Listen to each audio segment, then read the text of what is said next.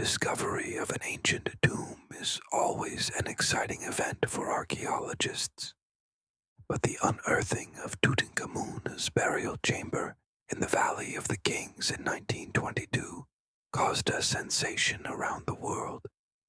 What made this find so special was not only that it was the first pharaoh's tomb discovered intact, but also because its occupant was one of the most enigmatic rulers in history.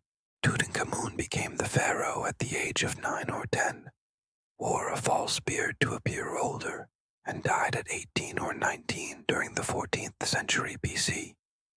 His reign was marked by both great achievements and controversial decisions.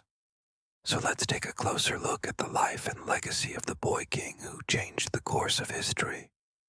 Tutankhamun's story began in the Egyptian city of Thebes in 1341 BC.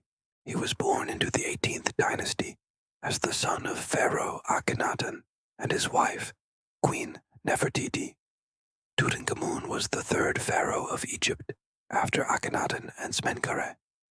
His original name was Tutankhaten, which means living with the image of Aten. The young prince had 3 full siblings, princesses, and at least 4 half-siblings from his father's other wives. Tutankhamun came to power when he was just 9 or 10 years old. This was due to his father, Akhenaten, implementing a series of religious reforms that alienated much of the Egyptian population. People were unhappy with the pharaoh. His decision to abandon the traditional gods in favor of the sun, god Aten, as well as his relocation of the empire's capital from Thebes to Amarna. When Akhenaten died, Tutankhamun's advisors quickly proclaimed him pharaoh and erased his father's name from all official records. He even changed his own name from Tutankhaten to Tutankhamun, dropping the reference to Aten. The new ruler restored the old religion and returned the capital to Thebes. Despite these changes, Tutankhamun continued Akhenaten's policy of peace, which led to the empire reaching its territorial peak. However, unlike his father, Tutankhamun did not have the strength to enforce his will on the people. He was frail and sickly throughout his life, and had to rely on his mother and advisors to govern on his behalf. To cover up his physical weakness, he wore a false beard. Even his tomb was built to make him look taller than he actually was. In spite of his small stature, Tutankhamun managed to leave a lasting legacy on Egypt. During his 10-year reign, the empire enjoyed unprecedented peace and prosperity. Trade flourished, and there was an outpouring of artistic creativity. The young pharaoh's rule also saw the construction of several important buildings, including the mortuary temple of Amun, which was dedicated to the god of the air. The circumstances surrounding Tutankhamun's death remain a mystery to this day. He died in 1323 BC and was succeeded by Ay, who had been his grand vizier. Some believe that Tutankhamun was murdered, while others think he died from complications of malaria.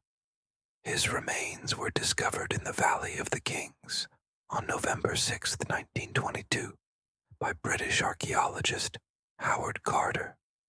The tomb contained a number of treasures, including the famous mask that had adorned the pharaoh's mummy.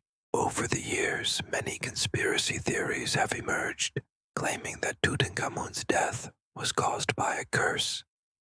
These theories were popularized by sensationalist newspapers that sought to capitalize on the public's fascination with ancient Egypt.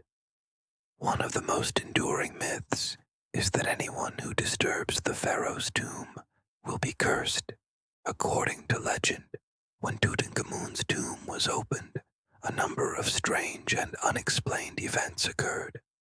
Some claimed that strange lights were seen emanating from the tomb, while others reported hearing disembodied voices. These stories were later embellished, and it wasn't long before newspapers were reporting that anyone who had anything to do with the discovery would meet an untimely demise. demise. In reality, there is no evidence to support these claims. In fact, the only person directly involved in the discovery who met an untimely death was Lord Carnarvon, who was killed in a bizarre donkey cart accident years after the tomb's discovery. The rest of the people involved in the excavation lived long lives, with Howard Carter dying of cancer at the age of 62. Despite the lack of evidence, the curse of Tutankhamun continues to capture the public imagination, and it's possible that it will never go away. After all, the story of the boy king is one of the most fascinating in ancient history, and there's something about his untimely death that continues to intrigue us even today. What are your thoughts on the mysterious death of Tutankhamun?